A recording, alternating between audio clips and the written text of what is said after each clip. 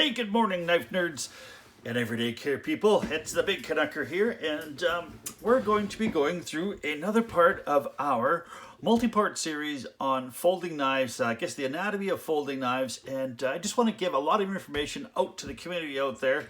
I know when I first started collecting knives, there was so much information that I had to absorb, and it wasn't really coalesced in one spot on YouTube, so I just thought that I would do that, and just so to help if you're a beginning knife nerd and you're looking for some information. I'm really hoping that this kind of helps you out. All right, so what we're going to be talking about today is we've talked about the blades, we've talked about blade steel and stuff like that. So now let's go apart. Let's talk about the handles, your pivots, and your locking types, as well as the materials that you have for your handles. So now, most knives nowadays, and most modern knives, are going to have themselves some pretty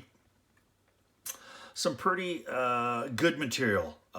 Knife making has come such a long way, and there's going to be, if you're going to be looking at getting yourself a folding knife, you're going to not be getting yourself really cheap material. I apologize here. I just had to grab another knife here.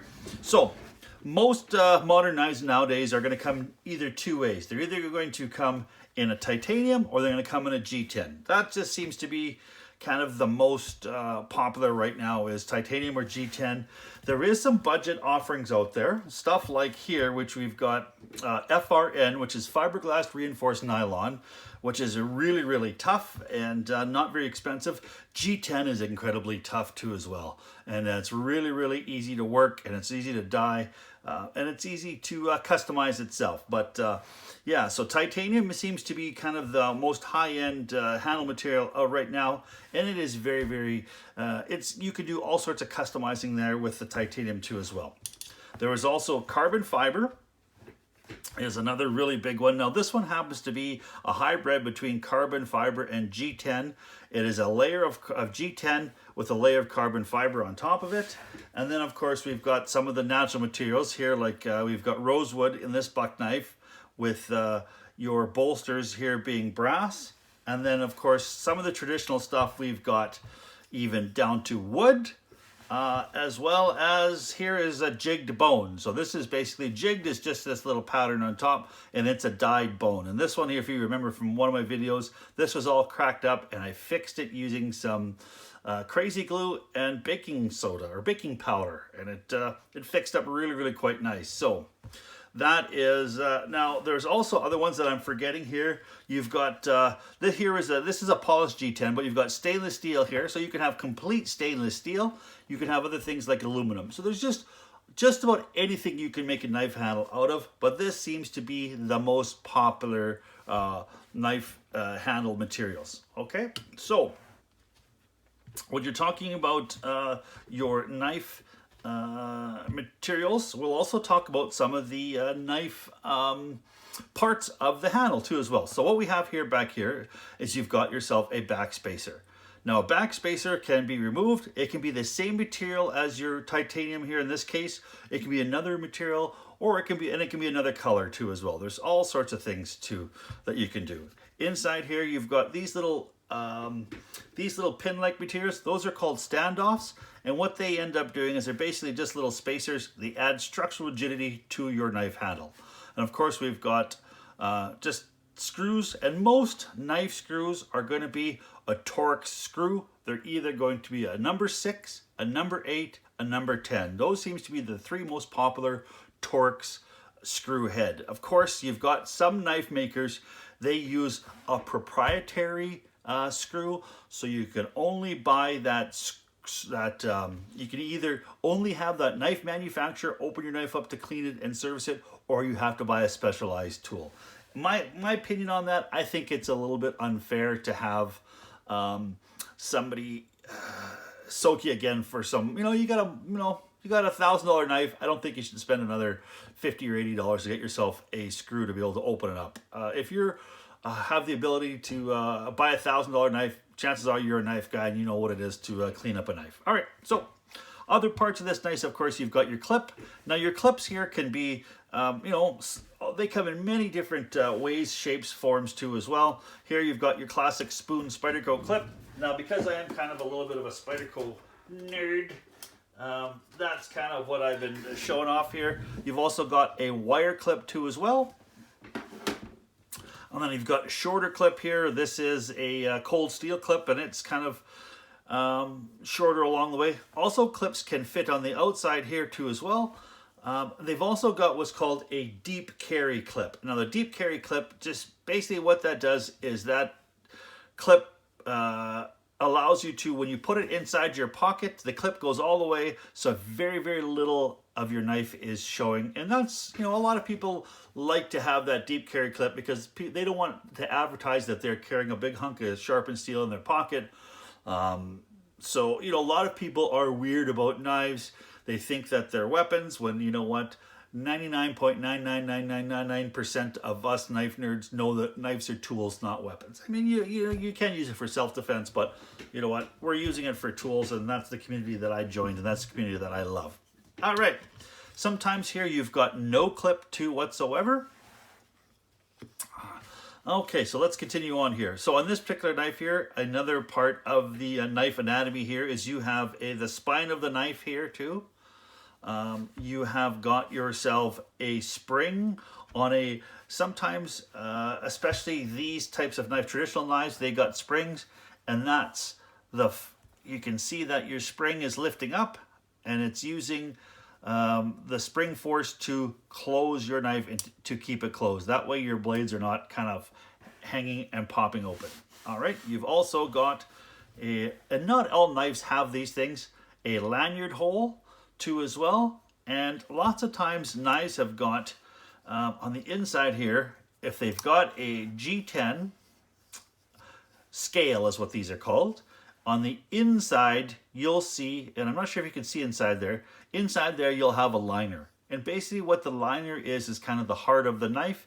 It adds more structural rigidity to this G10 knife. So it also allows your screws to screw into something that's a little stronger than G10. Now G10 is extremely strong, but I don't know how machinable it is. So I'm sure that you could put threads straight into the G10, but if you have a G10 thread into a stainless steel or aluminum liner, your chances of stripping that are way less. Of stripping that screw are absolutely minuscule. Now here we have got where the knife blade meets the handle, you have what's called a pivot. Now the internal pivots are so varied, as well as simple as a simple pin that runs across in here. If you were to take this knife and cut this open, all you would do is see a simple pin there that runs through a hole in this blade. Now where you've got this particular knife here too as well, you'll have yourself a center pin that runs through. You'll have a round center barrel that goes around that pin, as well as you'll see two washers on the side here that your knife blade rides on, so it doesn't ride right against the liner of the knife. There's a little bit of a barrier that you lubricate. Now those can be so varied too as well. You can have most knife washers are a phosphor bronze, but you can have a nylon washer, you can have a copper washer, you can have stainless steel washers, you could have no washers, but for the most part they come in a phosphor bronze washer. Okay, and I wish I had more of a diagram, but well. So okay, so let's continue on here with your knife anatomy. So let's continue on here with talking about locks. Okay, and now these are the most popular lock as well here. Okay, so this one here is a button lock, and this particular button here presses what's called a compression lock. And a compression lock is the big daddy of locks, which from the big daddy of EDC carry, which is the paramilitary 2. And this is simply The compression lock is very similar to a reverse liner lock. And what you end up doing is you press your lock in and it releases your knife. On this particular thing here, you've got a compression lock inside there that's upside down, and you have a button where you press the button and that closes the knife. Okay, I wish I could be a little bit more, have more of a diagram on this one, but it's kind of weird, the compression lock. And I suppose I should have probably started off with the folding knife that has 0 lock. And of course that is your slip joint. And all that does is has a couple of springs here, and there is a lobe, and when you press down, your spring lifts, creating kind of friction against that, so it holds it into place. And then when you go to lock it, your spring folds completely down and it holds your blade in. That way your blades aren't coming open. That seems to be the one of the most simplest designs. The actual simplest design, which I don't have here on hand, oh, I apologize, is actually my Higanokami knife, which I don't have with me. Oh, darn it, I don't know what to do with it.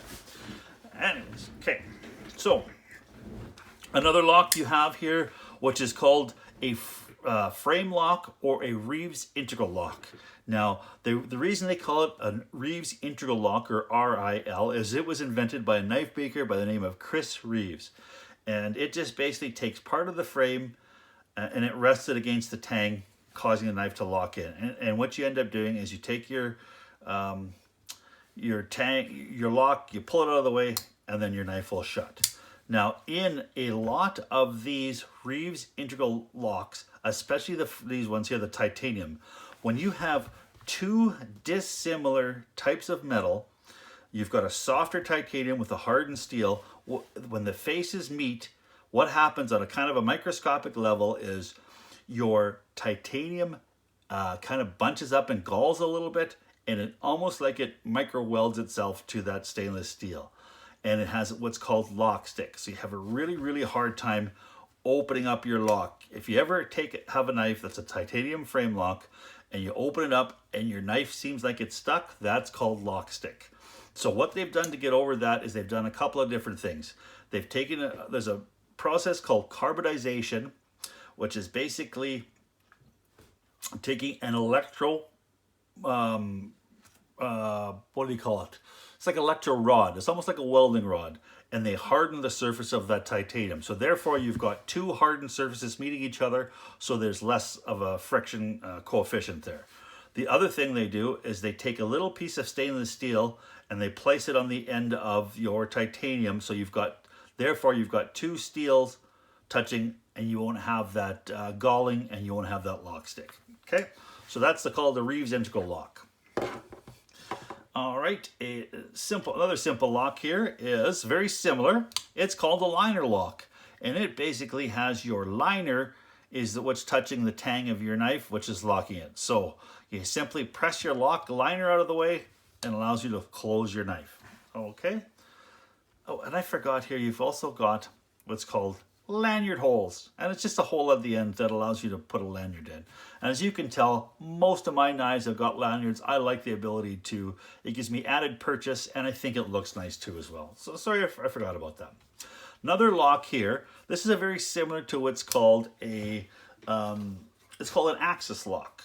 In this particular one, it's called the ball bearing lock. And so what it is it has a little ball bearing here, and in a little cage, and on the tang of your knife you've got a little cage like this. So this little spring here presses forward and it presses the ball bearing in there, and therefore it won't move. It locks into the little indentation in the blade.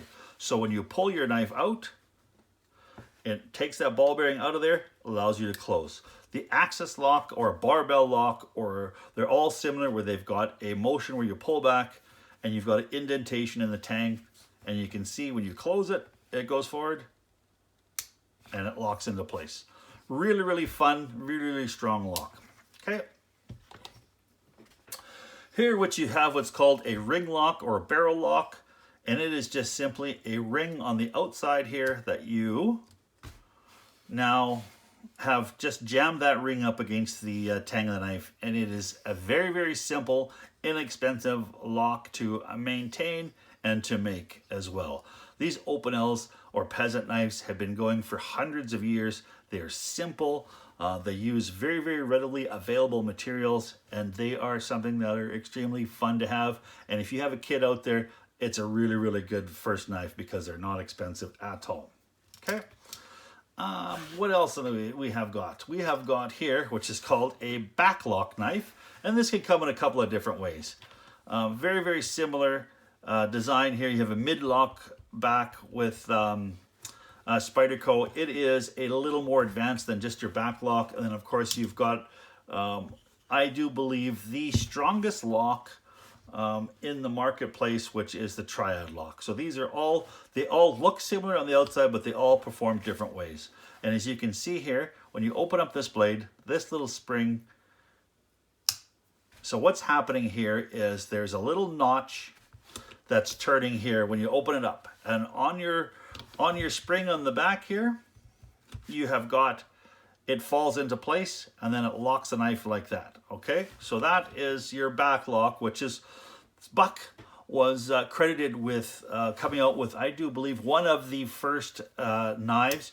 It is, if not the first locking knife, one of the first locking knife, but it is the first company to make a locking knife very, very successful and put one and sell millions and millions of them. I'm sure there were other knife locks out before, but they just weren't as, I think, known as the Buck backlock. And Buck is a great, great knife company, and it's, you know, kind of made in the USA. So now, when you've got your Spyderco mid-lock, it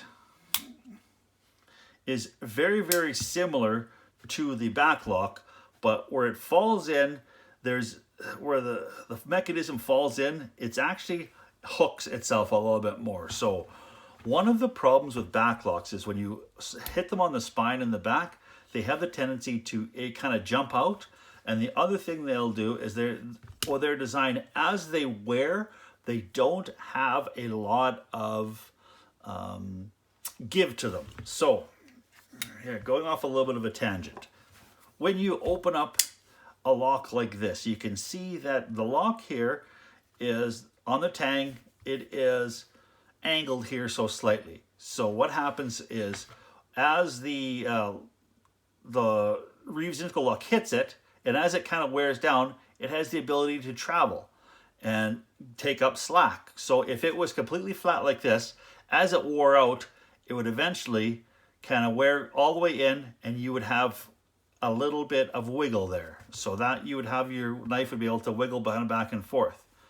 With this particular setup, because it's ramped, as this starts to wear out and this travels to the other scale, it always stays tight, and therefore you don't have that up and down play. On the back lock, after a lot of years, now I'm on this one here, you can see it's got ever so slightly a wiggle because the surfaces are very square, and there's not a lot of ways for this to tighten up the slack. Okay, still very, very strong. It's not going to open up, but it's just got that little bit of a wiggle to it. Now, Spyderco, on their particular knives, they can have that tiny bit of a wiggle too as well, but as they wear, they've designed where inside they've got some wrapping surfaces too as well that actually allow them to take up the slack. Now, the triad lock here has got, not only do they have the spring, not only do they have where it locks into place there, they've also got a pin in there too as well. So when the blade locks in there, it rests itself against a pin. So if it starts to, as you start to press this knife down here, it will jam itself between the pin and the back spring here too, and it'll basically lock itself in. So that's why they consider this one of the strongest locks that's out there. And if you have a look online, you'll see there's all sorts of tests and stuff like that where they do these crazy spine whack tests. They put them in a vise and they put a lot of weight on them and stuff like that, and these are incredibly tough.